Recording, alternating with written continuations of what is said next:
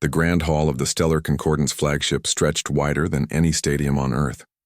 Crystal columns rose toward a ceiling that displayed the stars themselves, real and moving, as the massive vessel drifted through space.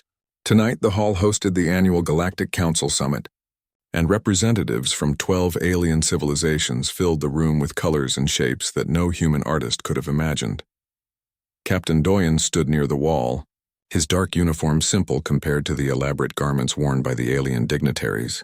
He kept his hands clasped behind his back and his expression neutral. After 3 years as Earth's military attaché, he had learned that silence served humanity better than speeches at these gatherings. Ambassador Hee-jin moved through the crowd with practiced grace, her silver dress catching the light as she spoke with various delegates. She had worked for 5 decades to bring humanity closer to full council membership. Doyen admired her patience. He was a soldier, not a diplomat, and patience had never been his strength. "Tell us another one," a voice rang out across the hall. The crowd turned toward the speaker and conversations died away. Princess Arenvel of the Valthene Empire stood at the center of a group of dignitaries, her crystalline skin reflecting light in rainbow patterns.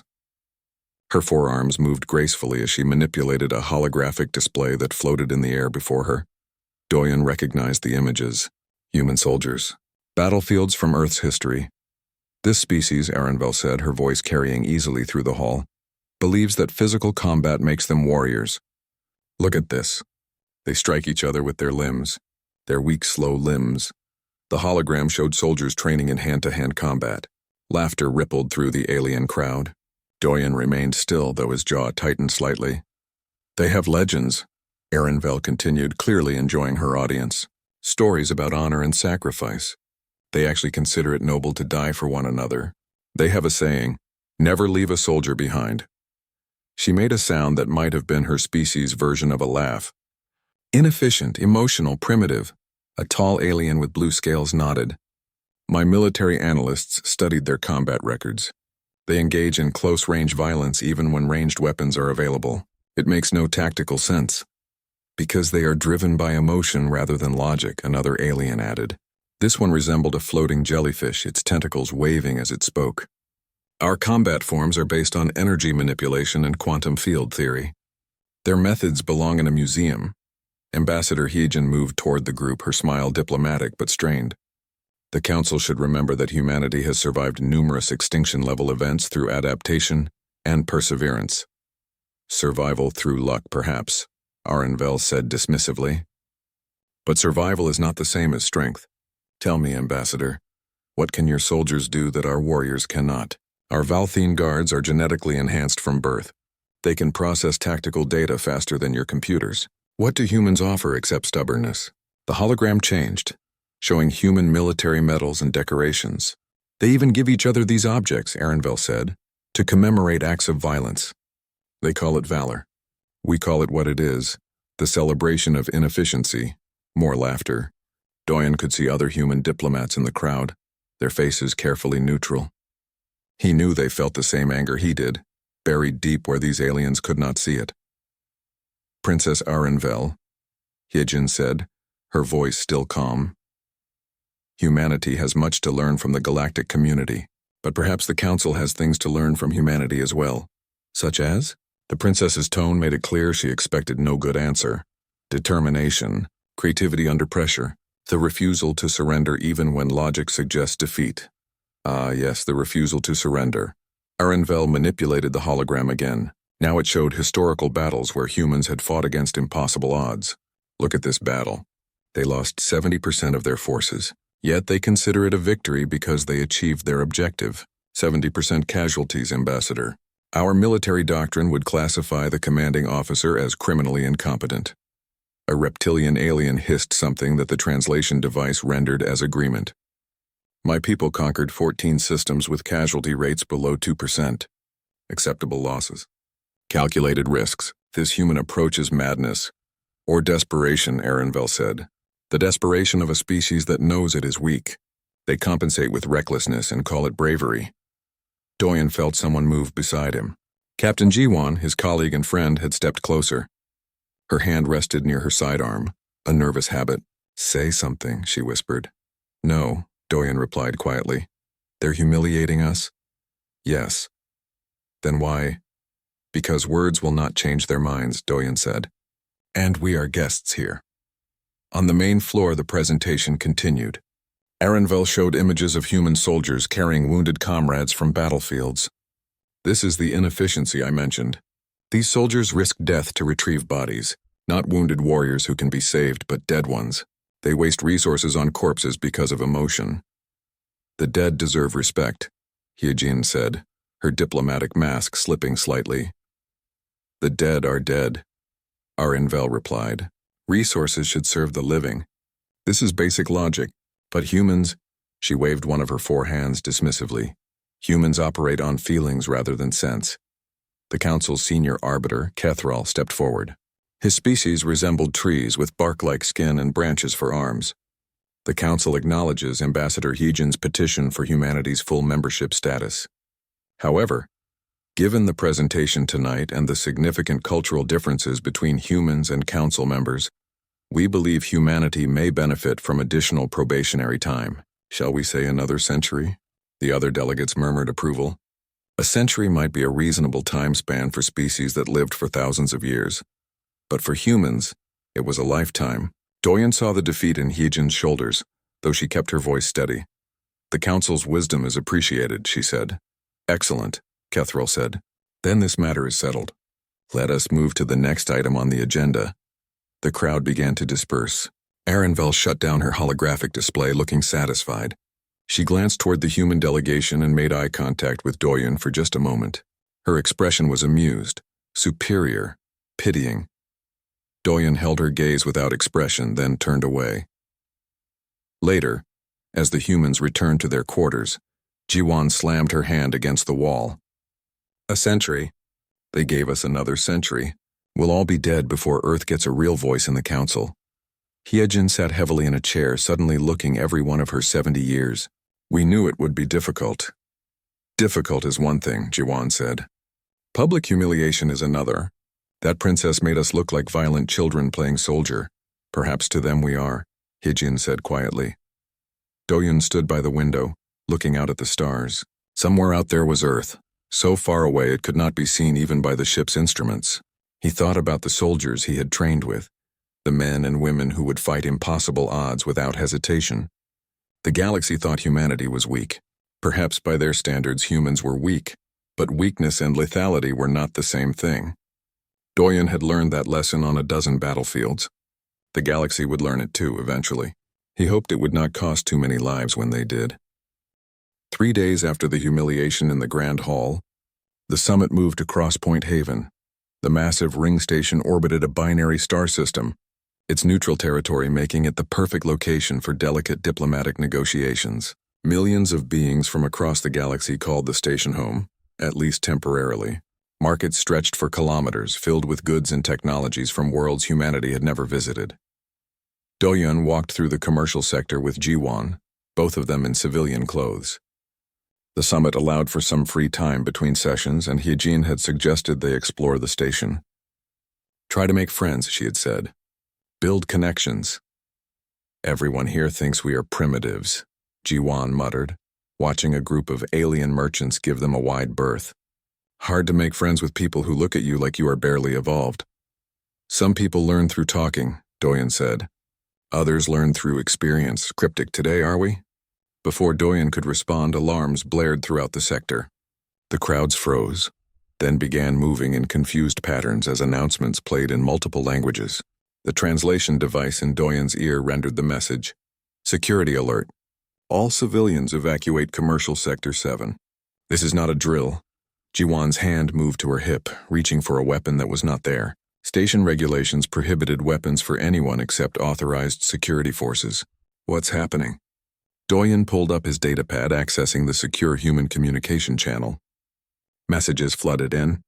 His expression darkened as he read. Hostage situation. Dock 47. Human merchant vessel. Krell, Jiwan said, reading over his shoulder. 5 of them took hostages from that merchant ship. They're demanding a ship and safe passage. The Krell were known throughout the galaxy as mercenaries and pirates. Reptilian, 3 meters tall, with natural armor plating and strength that made them dangerous opponents. Doyen had seen intelligence reports. A single Krell warrior could tear through steel with their bare claws. They ran toward the dock, ignoring the evacuation orders. Station security had established a perimeter around the area. Doyen showed his credentials to the security officer in charge, a multi-limbed alien whose species he did not recognize. "You need to leave," the officer said. "This is a secure area." "Those are our people in there," Jiwan said, "and we will handle it according to protocol." "The council is being informed. Negotiators are being summoned." "How long?" Doyen asked. "The negotiation team will arrive from the main diplomatic sector within 2 hours." 2 hours? Jiwan's voice rose. "The Krell could kill everyone in there in 2 hours. The hostages will not be harmed if procedures are followed correctly," the security officer said. "Now please leave before I have you removed." They retreated beyond the perimeter. Doyen pulled up security feeds on his datapad, accessing the station systems through codes Hyejin had provided for emergencies. The cargo bay where the hostages were held appeared on screen. 12 humans, including several children, sat with their hands bound. 5 Krell warriors paced around them, weapons ready. "Look," Jiwan said, pointing at the screen. "That's Taihun, the merchant captain, and his daughter is with him." Doyen recognized the 7-year-old girl from Embassy Social Functions. She was crying, pressed against her father's side. An hour later, they stood in the emergency council chamber where the situation was being debated. Ambassador Hyejin had arrived, along with representatives from other species.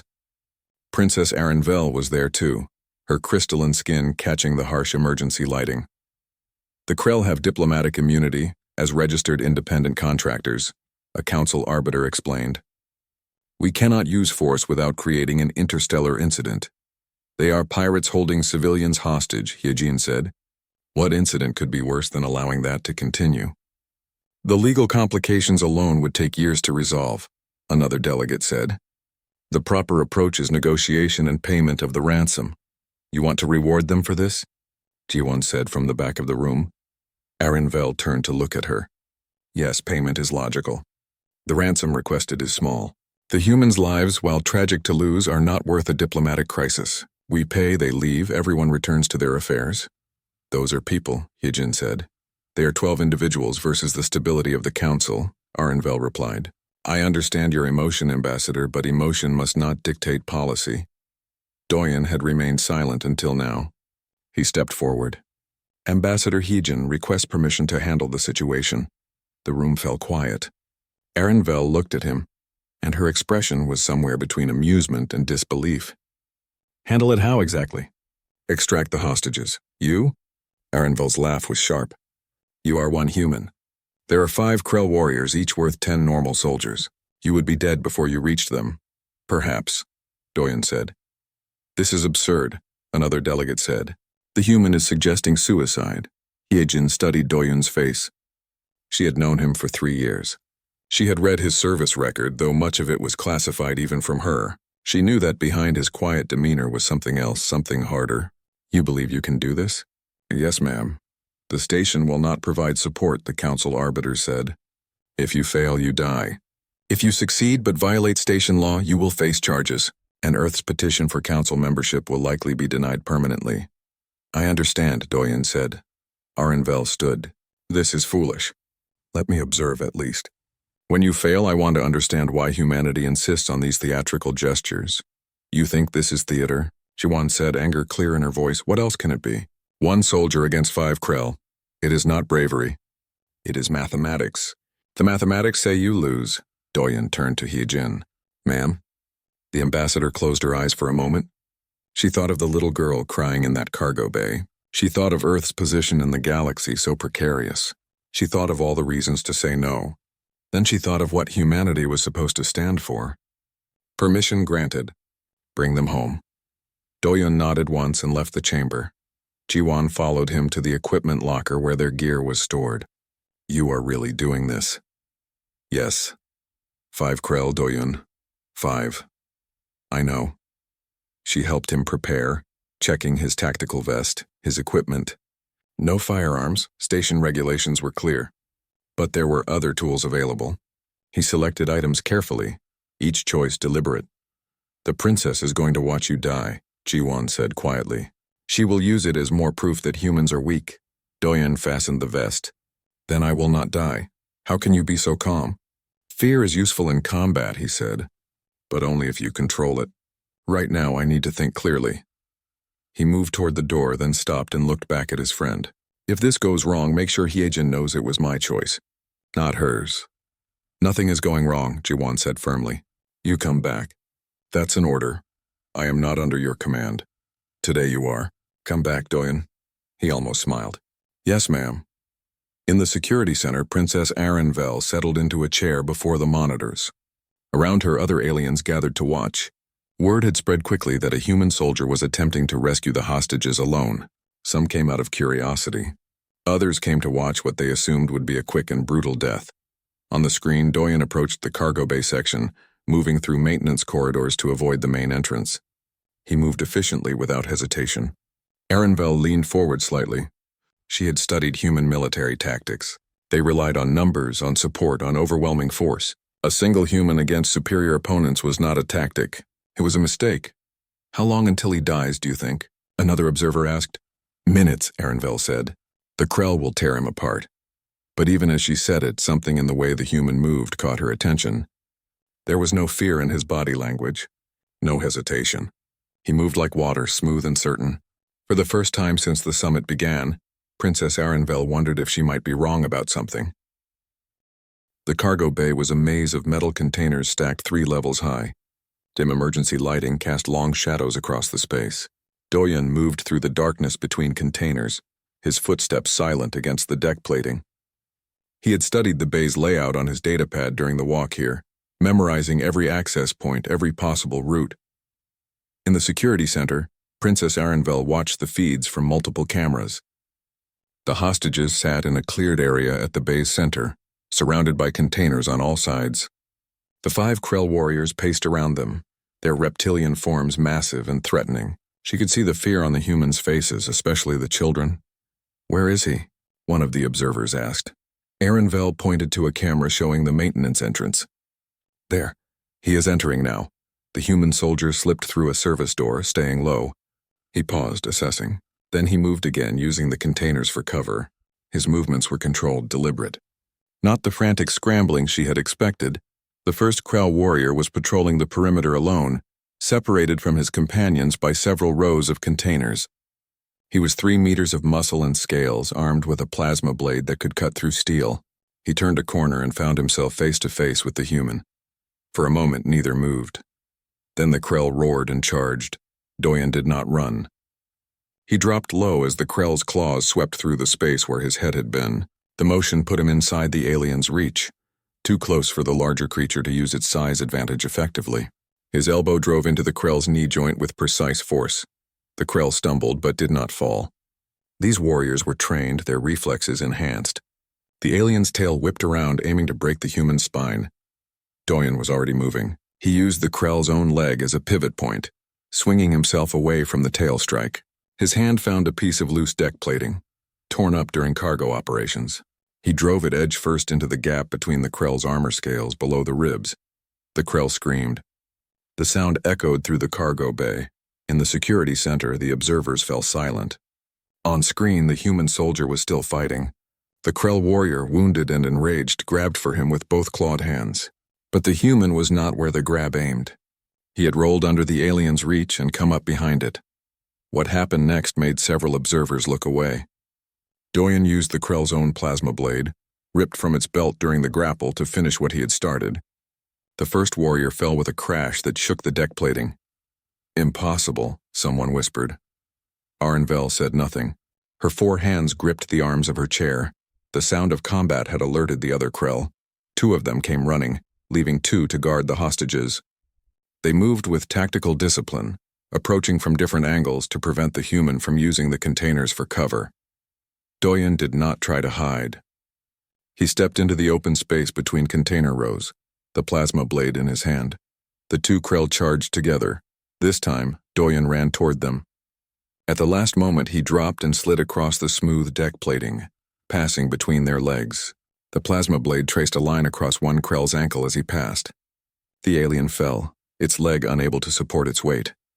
The second Krell spun with surprising speed for something so large. Its claws caught Doyen's shoulder, tearing through the tactical vest and the flesh beneath. Blood sprayed across the deck. The human did not cry out.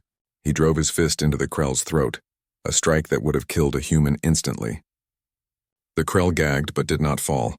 Its hand closed around Doyen's arm. For a moment, the observers thought it was over. The Krell's grip could crush bone, but the human's free hand moved to his belt, pulling something small. A flash grenade modified for close quarters use. He triggered it directly against the Krell's face. The explosion was not large, but at that range it did not need to be. The Krell released him, stumbling backward, its sensory organs overwhelmed. Doyen followed, and his next strike was to the alien center mass, the plasma blade driving deep. The wounded Krell on the ground tried to rise. Doyen kicked a metal cargo container's release mechanism. The container, held up by magnetic locks, fell. 3 tons of metal and whatever contents it held crashed down onto the alien warrior. "He is using everything," one observer said, voice filled with something like awe. "The environment, his equipment, the enemy's own weapons." "Adaptation," Ehrenveld said quietly. "He adapts faster than they can respond." 3 down. 2 remained. The last 2 Krell warriors knew they were in danger now. They pulled the hostages to their feet, using them as shields. The merchant Taehun tried to resist, and one of the Krell struck him hard enough to crack ribs. His daughter screamed. Doyen emerged from between the containers. His left shoulder bled freely, and he moved with a slight limp now. But his eyes were clear and focused. He assessed the situation in seconds. Hostages in danger, enemies behind cover, no clean approach. One of the Krell pressed a blade to Taehun's throat. "Come closer and he dies," it said in the common trade language. Doyen stopped walking. For a moment he stood perfectly still. The observers leaned closer to their screens, trying to understand what he would do. Then Doyen dropped the plasma blade. It clattered against the deck. "Smart human," the Krell said. "Now you will—" Doyen's hand moved to a small device on his belt. Not a weapon. A cutting laser, the kind used for emergency hull repairs. Its beam was thin, designed for precision work on metal.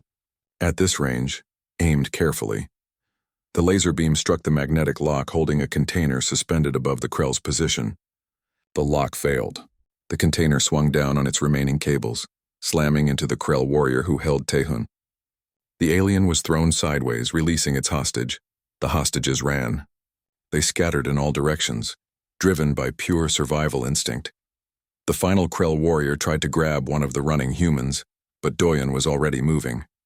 Despite his injuries, despite having fought 4 opponents already, he covered the distance between them in seconds. This time there was no technique, no clever tactic, just raw violence. They went down together, rolling across the deck. The Krell was stronger.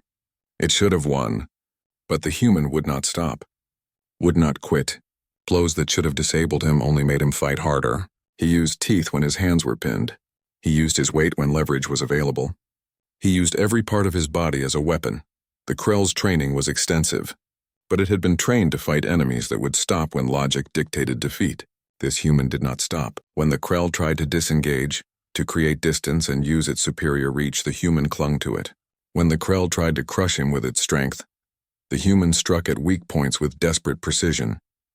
In the security center, no one spoke. They watched as something they had thought was impossible played out before them. The human was outmatched in every physical category, but he was winning. The fight ended when Doyen got his hands on the Krell's own blade and drove it through the gap in the alien's armor at the base of the skull. The Krell warrior went still. For a moment Doyen remained where he was, kneeling on the deck beside the body of his enemy. His breathing was harsh and ragged. Blood, his own and the Krell's, covered his hands and arms. Then he stood slowly and looked around the cargo bay. "Is anyone hurt?" he called out. His voice was steady despite everything. The hostages emerged from their hiding places. Some were crying. Others were in shock. Taehun held his daughter close, whispering that they were safe now, that everything would be okay. Doyen activated his communication device. "Jiwan, cargo bay is secure. Send medical teams. I need at least 3 trauma units for the hostages. Some have injuries. What about you?" Jiwan's voice came back, tight with concern. "I will live. Get the medics here first." Station security flooded into the cargo bay, finally cleared to enter. They found 5 dead Krell warriors and 12 living hostages. They found a human soldier standing guard over the civilians, bleeding but alert, refusing to sit down until every hostage had been checked by medical personnel. In the security center, Princess Arenvel stood slowly. Around her, the observers were talking among themselves, their voices filled with shock and disbelief. She ignored them. Her eyes remained on the screen, watching the human soldier as medics tried to treat his wounds. He had been alone against 5 warriors that the galaxy considered among its most dangerous. He had won, not through luck, not through superior technology, through skill, determination, and an absolute refusal to accept defeat. Everything she had said in the Grand Hall 3 days ago, every mocking word, every dismissive laugh, echoed in her mind now. She had been wrong, so completely, totally wrong. "I need to speak with him," she said aloud. "The human," one of the observers asked. "Why?" Arenvel did not answer. She was already walking toward the exit, toward the cargo bay, toward the human warrior who had just proven that her species' understanding of combat was dangerously incomplete. The medical bay was chaos. 12 hostages needed treatment, ranging from minor cuts to broken bones. Doyen sat on an examination table in the corner, refusing to lie down despite the doctor's orders. His left shoulder had been bandaged, his ribs wrapped. Bruises covered most of his exposed skin, turning purple and black. "You have 3 cracked ribs," Dr. Minseo said, scanning him again with medical equipment. "Your shoulder wound needed 40 stitches. You have a mild concussion. You need to rest." "After everyone else is treated," Doyen said, "you are everyone else. You are my patient too. They are civilians. I am a soldier." Minseo looked at him with exasperation and something like admiration. "Fine, but you sit here and let me finish this scan. If you try to walk out before I clear you, I will have security restrain you. You can try." Despite everything, Minseo smiled slightly. "After what I just watched on the security feeds, I believe you. Now hold still." Across the medical bay, Tae-hoon sat with his daughter in his lap. The girl had cried herself to exhaustion and now slept against her father's chest. Tae-hoon's own injuries, broken ribs, bruised face, were being treated by another doctor. But his eyes kept finding Doyen. Finally, he stood carefully, holding his sleeping daughter, and walked over. "Captain Doyen?" Doyen turned. "Merchant Tae-hoon, you should be resting. I wanted to thank you. You saved our lives." "It was my duty." "Duty," Tae-hoon repeated. "You fought 5 Krell warriors alone because it was your duty?" "Yes." Tae-hoon looked at him for a long moment. "My daughter's name is Yuna. She is 7 years old. She likes to paint pictures of stars. Because of you, she will grow up to paint more pictures. Because of you, I will see her grow up." Duty seems like too small a word for that. Doyen's expression softened slightly. He reached out and gently touched the sleeping girl's hair. "She is safe now." "That is what matters." The medical bay doors opened. Princess Arenvel entered, her crystalline form seeming out of place among the medical equipment and injured humans. Conversation stopped. The hostages stared at her with a mixture of fear and hostility. They remembered her voice from the council chamber, suggesting their lives were expendable. She moved directly toward Doyen. Tae-hoon stepped protectively in front of the captain, despite his injuries. "You said we were not worth saving." "I was wrong," Arenvel said simply. She looked past him at Doyen. "I need to speak with you." "I am being treated," Doyen said. "I can wait." Minseo finished the scan and stepped back. "You are cleared, but barely. No strenuous activity for at least a week, and you need to take the pain medication I prescribed." "Thank you, doctor." Doyen stood, moving carefully. His body protested every motion, but he kept his expression neutral. He gestured toward a quieter corner of the medical bay. Arenvel followed. For a moment, neither spoke. The princess's 4 arms moved in patterns that Doyen had learned indicated uncertainty in her species. Finally, she said, "I watched the entire fight. I know. You were in the security center." "How did you know that?" "Because you said you wanted to watch me fail." Arenvel's crystalline skin shifted colors, a flush of something like shame. "Yes, I did say that. I believed you would die within minutes. I believed humans were weak, inefficient, driven by emotion rather than logic. And now I do not know what to believe." She stepped closer, studying his injuries. "You should not have won that fight. By every tactical analysis, by every combat algorithm, you should be dead. 5 Krell warriors against 1 human. The mathematics were clear. Combat is not mathematics," Doyen said. "Then what is it?" He considered the question. "Combat is will, training, experience, adaptation. It is knowing how to turn your enemy's strength against them. It is refusing to quit even when logic says you should. The refusal to quit. Arenville's voice was quiet. I mocked that. I called it inefficient. It can be inefficient. Sometimes soldiers die refusing to surrender when surrender would save their lives. But sometimes that refusal is the only thing that brings victory.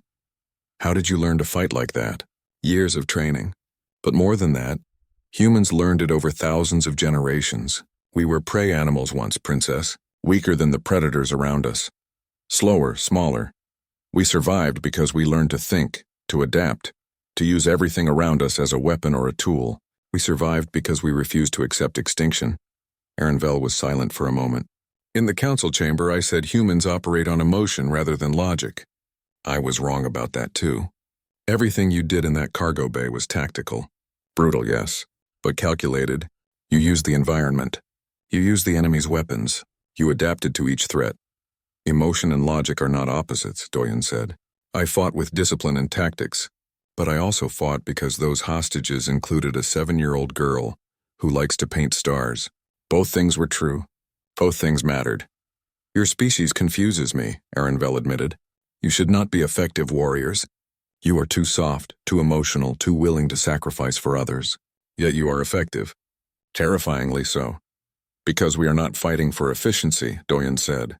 We are fighting for each other. Every soldier knows that their comrades will never abandon them. That creates trust. That creates units that function as one mind while maintaining individual initiative. You called our tradition of never leaving soldiers behind inefficient. But it means every warrior fights with the confidence that even if they fall, they will not be forgotten. That confidence makes us dangerous. Footsteps approached.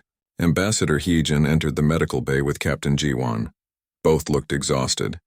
Heejin's eyes found Doyun and relief crossed her face. You are alive, she said simply. Yes, ma'am. The council is convening an emergency session. The Krell clan is demanding justice for their fallen warriors. But other voices are supporting Earth's actions. It is complicated. Political matters usually are, Doyen said. Heejin noticed Princess Arenville standing nearby. Her expression became more guarded. Princess, I did not expect to see you here. I came to speak with Captain Doyen, Arenville said. She turned back to the captain. I will speak at the emergency session. I will tell them what I witnessed. Not just the combat, but everything. The discipline, the tactics, the protection of civilians. You have changed my understanding of humanity, Captain. It is only fair that I share that understanding with the Council. You do not need to do that, Heejin said carefully. I do. I was wrong. I owe humanity an apology. I owe Captain Doyen much more than that. She looked at Doyen again. You said humans have thousands of years of evolution as prey learning to survive. My people have been apex predators for our entire history. We have never had to adapt the way you describe. Perhaps that is why we do not understand your kind of strength. Strength takes many forms, Doyen said. Yes, I am beginning to understand that. Arenville bowed, a gesture of respect in her culture. Thank you for the lesson, Captain. It was harder earned than any lesson should be. She left, her crystalline form catching the light as she walked away. Jiwan whistled softly. Did the princess just apologize? She acknowledged being wrong, Heejin said. For someone of her rank, that is the same thing. Over the next few hours, word of what happened spread through Crosspoint Haven. The security footage was classified, but rumors spread quickly. A human soldier, 5 Krell warriors. Everyone knew the Krell's reputation. Everyone knew humans were considered weak by galactic standards. The fact that all 5 Krell were dead and the human still lived changed conversations throughout the station. Delegates who had ignored the human contingent suddenly sought them out. Questions were asked, carefully worded. How much of humanity's military capability had been hidden? Were there more soldiers like Captain Doyen? The emergency council session lasted through the night. When it ended, High Arbiter Kethril made an announcement. The hostage situation had been resolved through legitimate defense of civilians. No charges would be filed against Earth or Captain Doyun. Furthermore, humanity's petition for full council membership would be reviewed again. On an accelerated timeline. In the human quarters, the diplomats celebrated quietly. Heejin sat with Doyen, both of them too tired for celebration. You know what you have done? She asked. I rescued hostages. You changed the galaxy's perception of humanity in one night. For 50 years I have worked for recognition. You earned it in 30 minutes of combat. Violence is not something to celebrate, Ambassador. No, but competence is. And today you showed the galaxy that humans are competent, that we are not children playing at civilization, that we deserve respect. Doyen looked down at his bandaged hands. I just wanted to bring them home. All of them, I know. That is what makes you the right person to have done this. Hyejin stood slowly, her old bones protesting. Rest now, Captain. I suspect tomorrow will bring new challenges. Today you gave us a victory. Let me figure out how to turn that victory into lasting change. She left him alone. Doyen sat in the quiet room, feeling every injury, every bruise. He thought about the Krell warriors. They had been trained, competent, deadly. In another situation, with different luck, he might be dead and they might be alive. But luck favored the prepared. And humans had spent their entire existence preparing for threats they could not overcome through strength alone. The galaxy was learning that lesson now. Doyen hoped they learned it well enough that demonstrations like today would never be necessary again. 6 weeks after the incident at Cross Point Haven, the Galactic Council voted to grant humanity full membership status.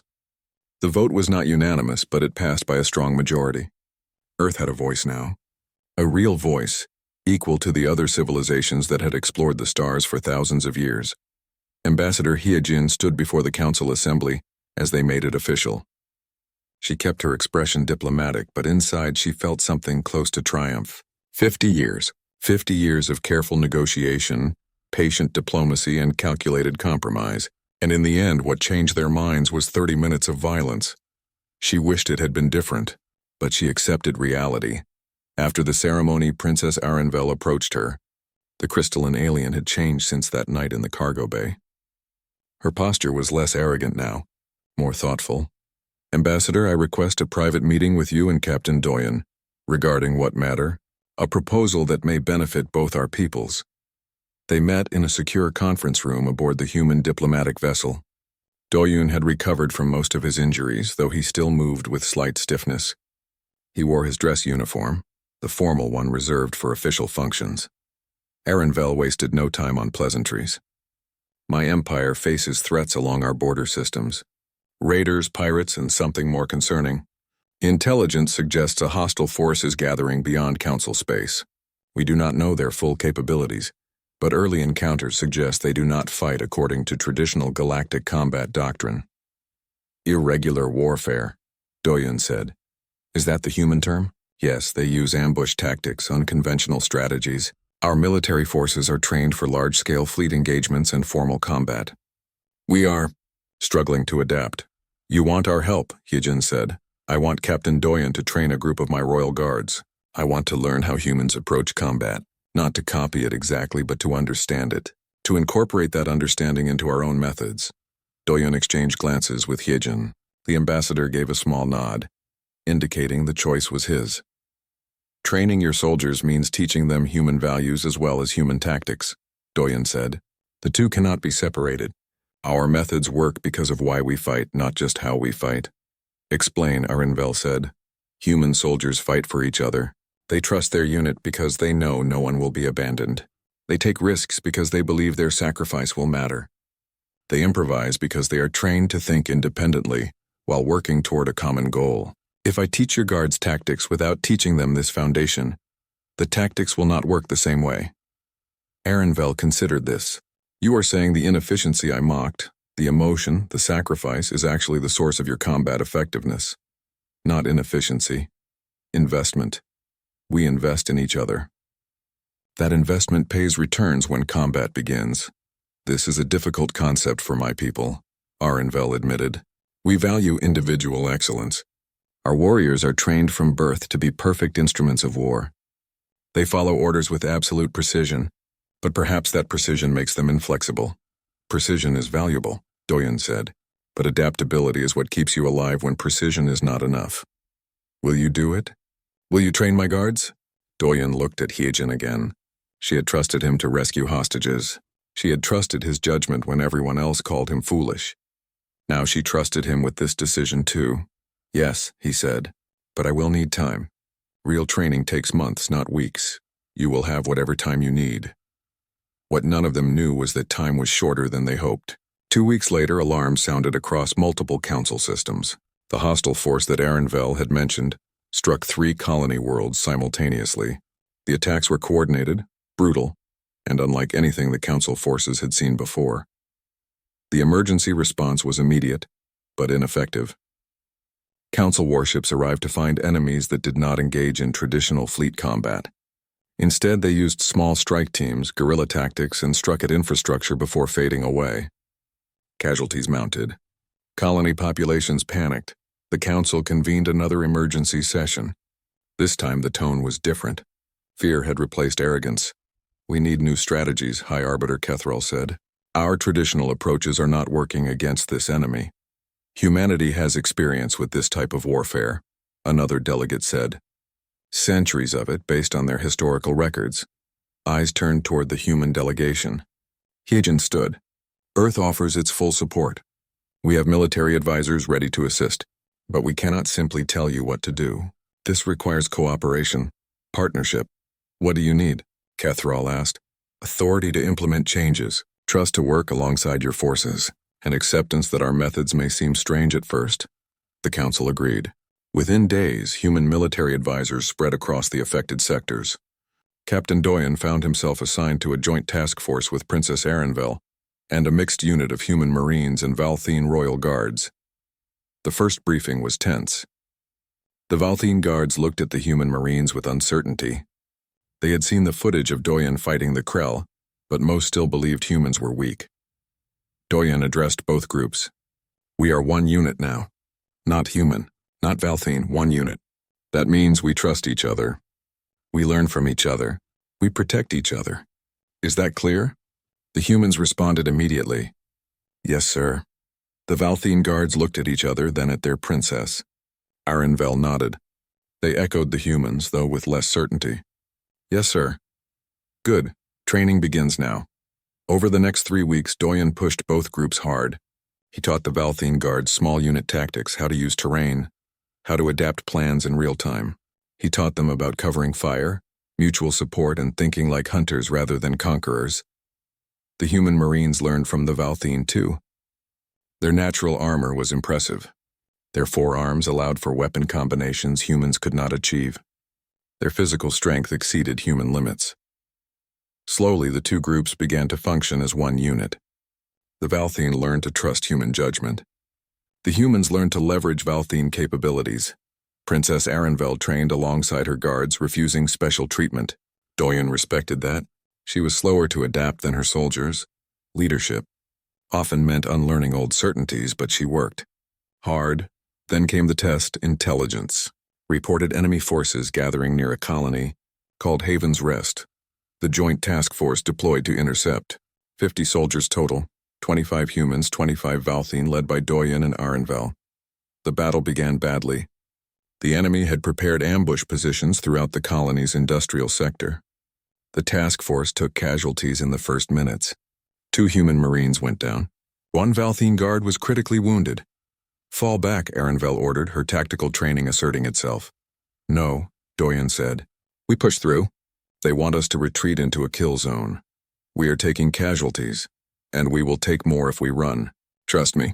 Arenvel looked at him. She thought about the cargo bay. She thought about everything she had learned.